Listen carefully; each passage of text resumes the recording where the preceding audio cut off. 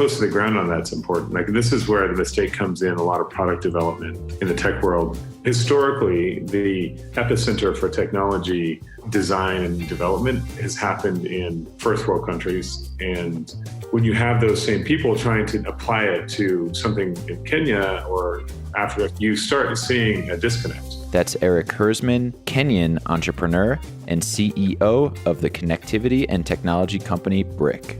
Yeah, no, everybody's always like, I don't look or sound like I come from here. Having spent most of his life and career in East Africa, Eric has seen firsthand the importance of being close to the customer and where a lack of understanding of the local context is problematic. An example of this was, I remember back in 2010, 11, we had these guys who were kind of being fast-tracked into management at Google come through. It was shortly after the first Google phone, the Nexus, came out. I had one of them and I brought it back and we're all playing with it. Like, okay, this is great. An Android smartphone, right? That really supposed to be the best of the best at the time. And then we realized we can't use M-Pesa on it. M-Pesa is the mobile money system in Kenya that moves like 25% of the GDP every day. Turns out that the software engineers who were working on this at Google, they were visiting us. And so we asked them. And so we had them up in front stage in front of everybody. We're like, why can't we use M-Pesa on this? And they said, well, we never thought it was important because we don't use it in the States to enable the SIM tool. Because M-Pesa is so much a part of people's lives in Kenya, that phone will never be used. It's understanding that local context is what drives so much of the adoption. In our inaugural episode of The Flip, we're taking the worm's eye view. A tenet of entrepreneurship, and Silicon Valley-style entrepreneurship in particular, is doing just that. Getting as close to the customer or end user as possible to best understand and implement solutions for them. But I wanted to know what this looks like across the African continent, and in particular, to explore more contextually relevant local stories on entrepreneurship. You see, I'm an American expat living in South Africa, and I learned that my lens, the one formed by Silicon Valley thought leadership and by pervasive narratives of Africa in general and entrepreneurship in Africa in particular, that lens wasn't the right one to be using in this market and in this context. But what's really going on here? If Google can't properly develop a phone for Kenya the first time around, who are the people that are solving problems and filling the gaps? And how are they doing it? So today on The Flip, we learn from a set of entrepreneurs filling those gaps, who are solving problems more unique to the African markets in which they operate by taking the worm's eye view.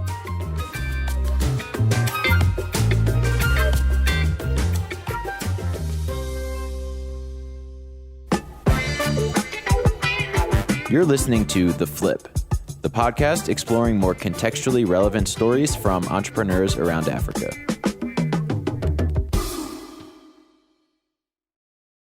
Welcome to The Flip. I'm your host, Justin Norman. In The Flip, we're exploring alternative narratives surrounding African entrepreneurship and, when appropriate, challenging the contextual relevance and ubiquity of Silicon Valley thought leadership. In our inaugural episode, our journey of discovery starts in Uganda's capital city of Kampala. When you come to Uganda, they will call it Boda Boda. When you go to Kenya, they will also call it Boda Boda, I think. When you go like to Rwanda, Kigali, they'll call it motors. When you go to Nigeria, like West Africa, many people will refer to it as Okada. That's Rapa Thomson, co-founder of the Ugandan ride-hailing app SafeBoda. A Boda Boda, for anyone who has never been to Uganda, it's a motorcycle taxi that people use to commute from point A to point B in most of the urban cities across Africa. I wanted to talk to Ricky about SafeBoda's origin story, as it's a great example of the entrepreneur taking the worm's eye view and creating innovation from the bottom up. Ricky himself was a Boda driver before going on to become a tech co-founder. I joined the Boda Boda industry in 2011. In 2012, I founded the City Tour company. Early 2014, I lost one of my very good friends that I was working with almost every other day. He got a minor accident and he had a crack in his head and he died. But after that, I realized there are so many accidents that are still going to happen, and there's something that needed to be done. So I started as an advocate of road safety. The Boda Boda industry at that time was suffering major reputational issues, perpetuated by inconsistent pricing, a lack of adherence to the rules of the road, and major problems with safety. One of my selling points was offering a helmet. I used to carry a second helmet. So it was alongside that I started advocating for helmet wearing. I used to give my customers helmet, offer them. But it used to be a very, very tough discussion to convince one customer to wear a helmet. Once they refused to wear a helmet, I'd actually give it to them to carry it for me.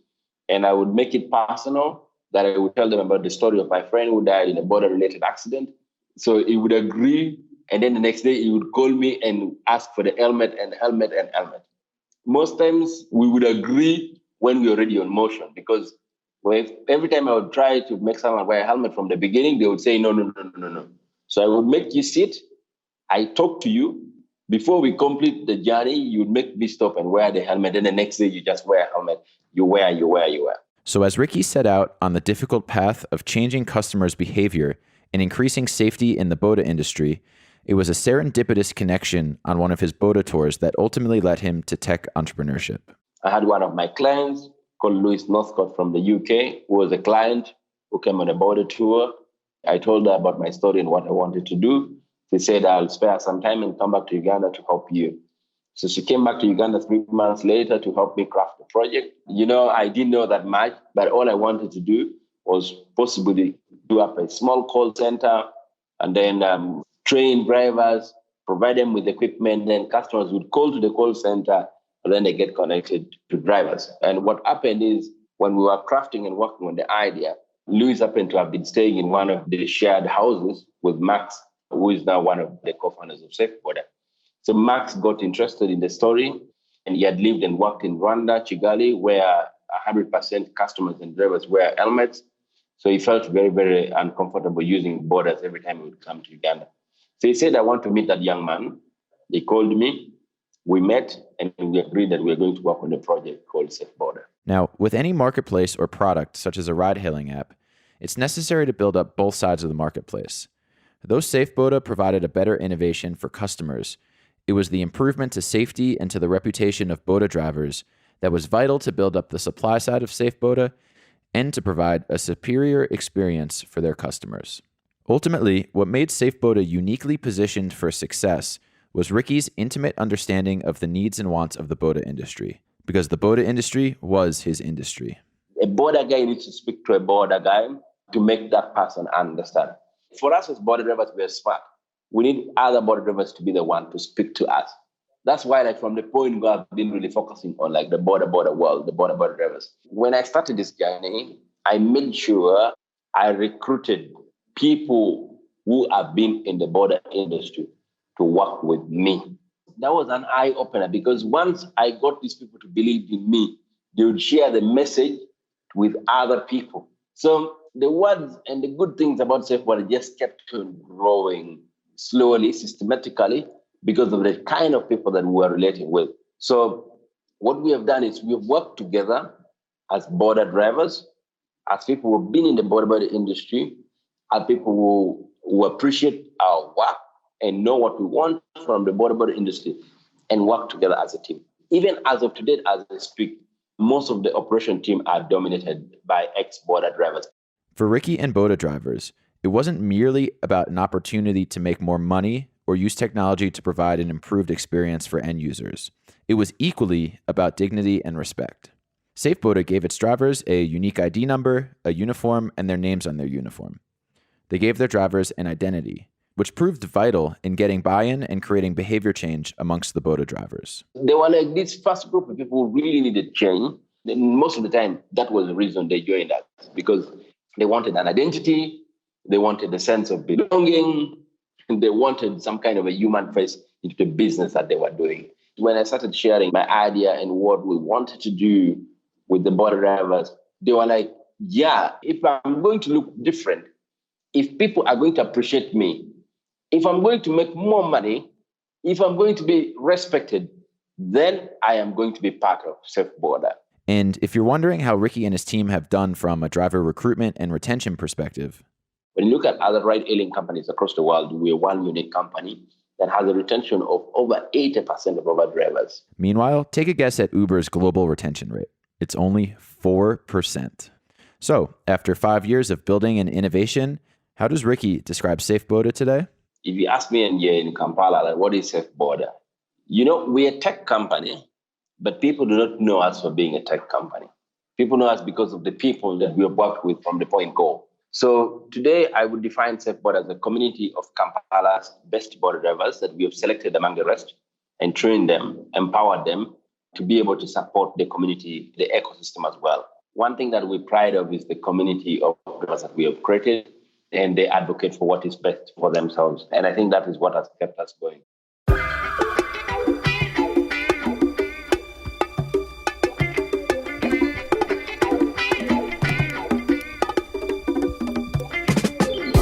So while a Boda driver started SafeBoda, what about startups whose founders come from a different background than their customers? Our aim was to use technology and hardware to mitigate risk and try stop the challenge of shack fire. That's David Gluckman, the CEO of South African technology and financial services company Lumkani. Well, Francois was our founder who was at the University of Cape Town, and he was kind of tasked with finding a technical solution to the challenge of shack fire. The technical solution David is referring to came in the form of a networked heat sensor device used in population-dense informal settlements. When a fire has been detected, the system sounds the alarm of the network devices within a certain radius of the triggered sensor and also notifies residents via SMS, allowing for rapid detection and networked alert. So the kind of main design feature was that the diversion of fire detection in formal and informal spaces is your method of detection. So do you detect for smoke or heat? That is the immediate diversion. In a place like this, in this office, we cannot detect for heat. Heat dissipates weirdly. You also don't expect to see smoke in this place. So that is the best form of early warning. In our markets households, smoke is, very, very prolific. It's either fire burning inside your home from fossil fuels, a paraffin stove, a candle, smoke outside, dust, you name it. So the idea of doing a smoke detector would have been foolish. Furthermore, our devices actually network to each other using radio frequencies. So if we were to have this device as very sensitive sensor, we'd actually be annoying a lot more people than we currently do. Hopefully we don't annoy anyone, but we do need to network. The importance of the network is critical in reducing community-wide risk, which we've seen time and time. I mean, almost every situation we have, it's the network that reduces the risk. We can already start to see the unique design features of Lumkani's network device that were necessary to create the greatest utility for the end user in informal settlements. But it was the customer feedback and listening that led them into financial services. The main driver was the business and the customer. So our customers said, look, it's all cool and well. We may or may not pay this upfront price for this fire detector, but what is the deal, right? So if it detects and then I still have a fire, what next is basically the question. What will you do? We found that the best possible way about doing that was through financial services. It's a really much easier way and a much more tangible way and probably a more effective way of dealing with the issue. So back in 2016, Lumkani introduced Fire Cover, South Africa's first insurance product for households in informal settlements. And Lumkani's strong local partnerships allowed them to gain trust and co-develop these financial services products with their end users. A lot of the design, a lot of the thinking, a lot of the strategy was kind of co-developed with your end user. Like we could speak to our end user every single day. And that's probably one of our critical enablers, the ease of access we had to our client or who would be our future client. Our original partnership was with an NGO that was working with a network of informal settlement communities. The people who were working in the organization and rallying their communities were part of the organization. So the NGO is structured as a very grassroots organization. So we weren't talking to elites who would then pass us down. The members of the committee of the NGO were those living in our household. This co-development process also allowed Lumkani's co-founders, none of whom grew up in a township, to create the utmost value for their users and, crucially, to build trust in an industry where the trust is vital, yet has eroded in this market in the past. It's always going to be a big challenge when you're faced with requiring quite a lot of trust and your customers a little bit cash constrained.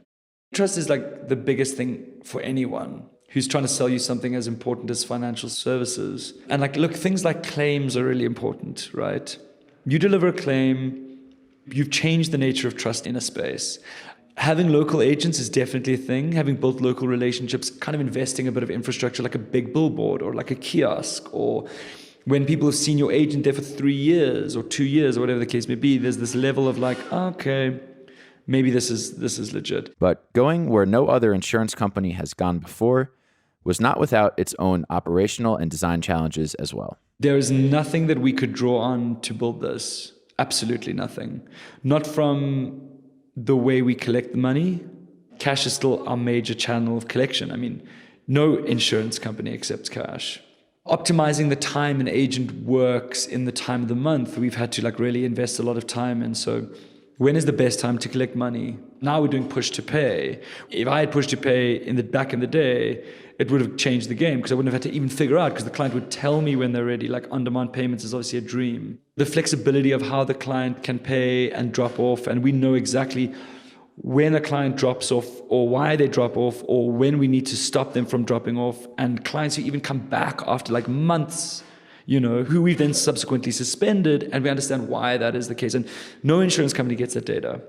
Look, granted, we come from a very low base of customers, so we can invest so much more in learning. Lumkani has endeavored to solve a difficult problem for the bottom of the pyramid, but is proving that there is market demand for a product developed with the right features and at the right price point for a specific end user.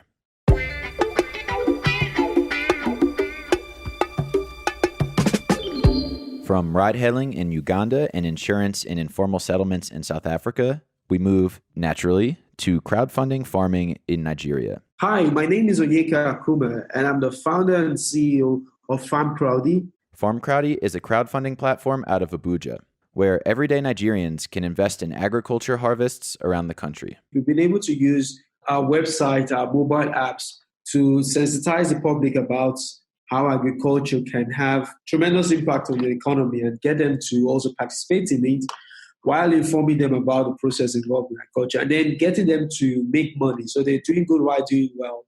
While making money, the farmers are getting wealthier. And at the end of the cycle, there's more food that's produced. In terms of impact, Farmcrowdy stats are impressive. In the last 2 years, we've generated close to $11 million in sponsorship through the platform, US dollars in sponsorship through the platform. We've been able to work with about 13 to 14,000 farmers across 14 states in Nigeria. We've been able to cultivate about 16,000 acres of farmland, raised over 2 million birds today. We currently have done maize, rice, soya, chicken, cow farms, cassava farms. We also have the largest community of agri enthusiasts in Africa on a platform we call Agri Square, with about 16,000 people as of today.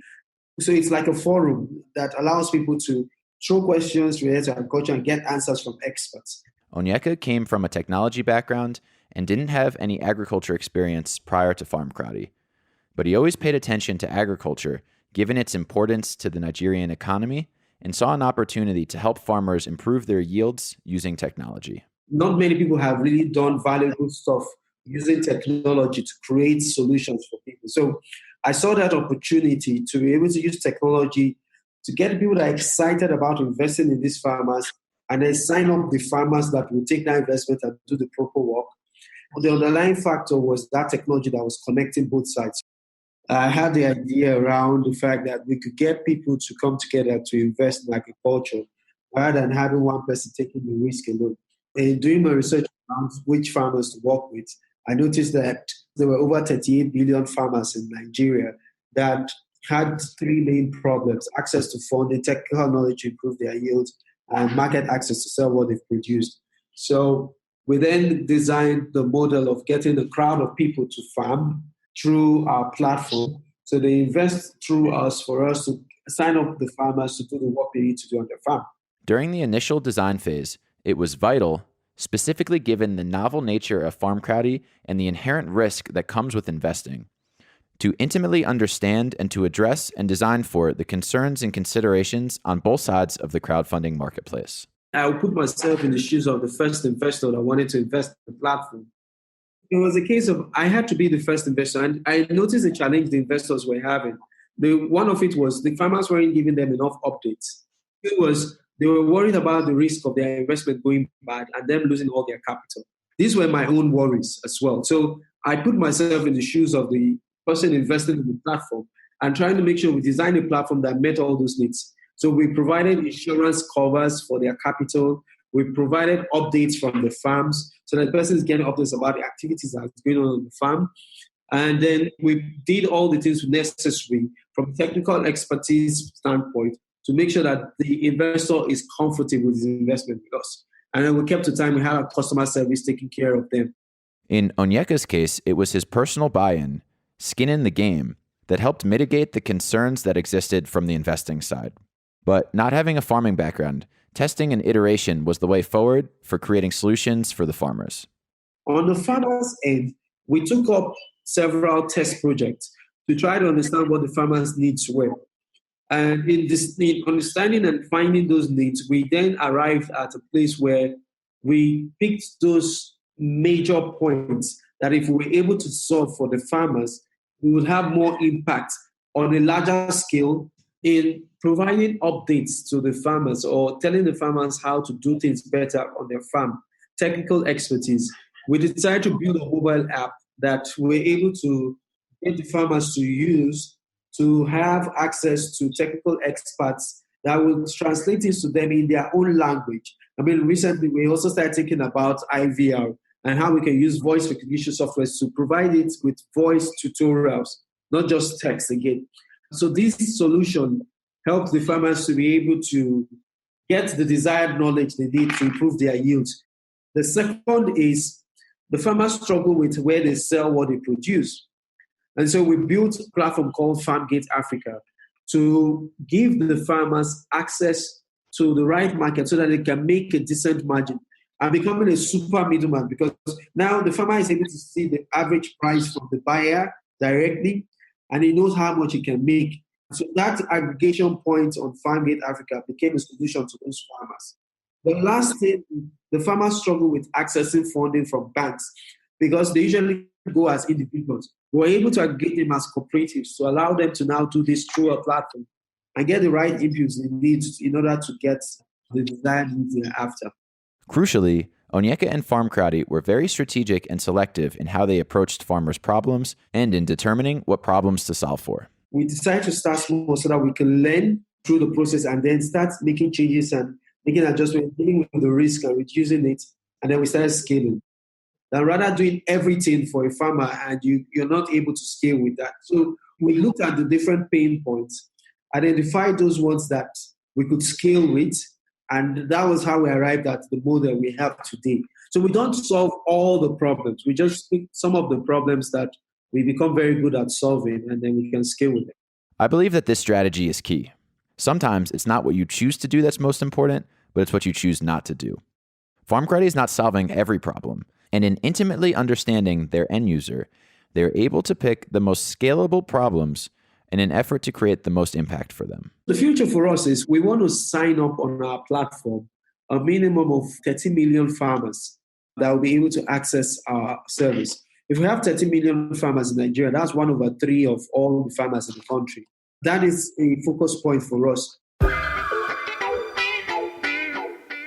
This podcast wouldn't be possible without the help of my self-appointed executive producer and B-Mike, the Nigerian-born and Johannesburg-based entrepreneur, Sayo Folawiyo. Sayo is also the co-founder and CEO of home services marketplace, Kandua.com. For each episode and theme, we wish to further explore and discuss what we as entrepreneurs get out of the insights shared from those interviewed. The truth is, there is no prescription for entrepreneurship, and we don't want to create the type of content in which we pretend to know exactly what entrepreneurs need to do. Nor do we wish entirely for the benefit of the flip, in which we compare and contrast African entrepreneurship with Western thought leadership, to create differences where there actually aren't any there. Instead, we wish just to transparently put everything out there on the table and let people come up with their own conclusions. So, what did Sayo and I get out of this topic and the insights shared from Ricky, David, and Onyeka? Take a listen. Effectively, there's a gap. There's an opportunity created by the specificity of the problem. And those who know the problem well are well positioned to solve it. I'm trying to decide if I agree. I don't know the specificity of the problem makes it a bigger opportunity. Bigger in what sense? More or what, in any sense. I don't mean more lucrative. I just mean maybe an opportunity. I don't think the specificity of the challenge makes it any more of an opportunity than any other opportunity. I think it's a greater opportunity for those who know the market more intimately than a foreigner, for example. Though I suppose a foreigner can learn the market, but that's going to take a longer amount of time and be more expensive. So that I think might be true. How do we substantiate that within the actual body of the podcast? I'm just not sure there is a particularly, in my mind, there's no point in like making up a juxtaposition when there isn't one. I think you just say like, hey, this is one of the times where it's exactly the same. But isn't it interesting kind of problems that people have?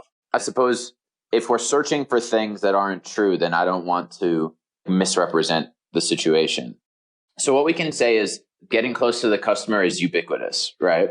That's sort of a tenet that's ubiquitous. Taking the worm's eye view is ubiquitous, right?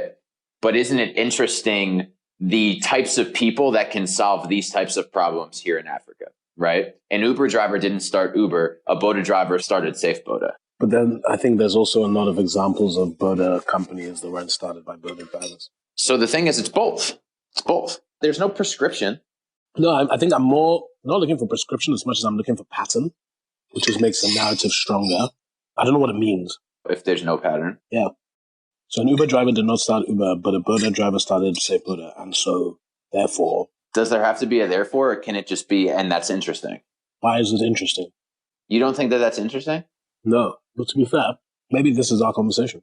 Yeah, I mean, this could be the conversation. And I also think that's like interesting as well, like in terms of a way of going about this. It's just like a bit transparent about the conversations we're having and then let people come to their own conclusions. I would like to make the argument that it's perhaps easier for local people to start something because they understand the problem more intimately. But again, that's prescriptive. Like there's cases in which being close to the problem is helpful, and there's cases in which being close to the problem is disadvantageous. In a startup world, it's just you and your customer. It's just like, get it done. I've never heard of anyone being too close to solve a problem. But what about this notion of being close to the problem means that you think that you understand the customer, and there may be sort of like a false paradigm where like you're not actually taking in customer feedback or doing sort of like the design thinking sorts of exercises because you're kind of making assumptions because of how close you are to the customer, because of how intimately you understand the problem. A better way to ask that question is, in some instances, might a startup founder be better off by assuming they know nothing? And does that make it easier to assume they know nothing when they actually know nothing about the market? Yeah, I think there's something to that, but I just think that in a space where time is like a super valuable commodity, those assumptions are probably what can often make the difference between a winner and a loser, just someone who kind of can make those quick assumptions based on their experience. There might be questions around how you define that customer. Is the customer segment that you're talking to the right customer segment that is like your experience? So you have to have an open mind. But if we just assume that like your closeness to the problem is not fabricated and the customer you're serving is someone that is actually like you, I think almost 95% of the time it's probably more beneficial than. So then what we're arguing is that being closer to the customer and understanding the customer problem is more beneficial 95% of the time. Yeah. Okay. And so here in this episode, we talk of 3 cases of people, some started close to the customer and then some got close to the customer. Either way, they ended up close to the customer. And they all have quite different businesses. Well, is the conclusion perhaps, are we validating the ubiquity of design thinking? Yeah, I think that's what's happened. Which I think is cool because I think it sets up like the thought that we're not out to just bash on Silicon Valley shit. And some shit is just like makes sense, right? And then it also sets up the rest of the contrasts. Yeah. That's what I'm thinking. Like if we are to create a blueprint at some point down the line, right? It's not going to be entirely different or diametrically opposed to the lean startup, right? It's still going to have many tenets of this methodology apply because it is universally applicable. I think in this experience and through this process, we can confirm and validate that much of it is in fact applicable, but there are going to be some instances, this may not be one, but there are going to be some instances where we find other things that are not applicable, right? And then that's going to be the key diversion. Exactly. And the point is really about being able to tell the difference.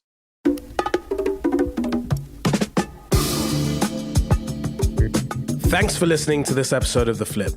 You can subscribe on your favorite podcast app and follow us on social media at The Flip Africa. You can also join our newsletter by going on our website, theflip.africa. Tweet us, DM us, email us. We'd love to hear your feedback on the show. We'll see you next time.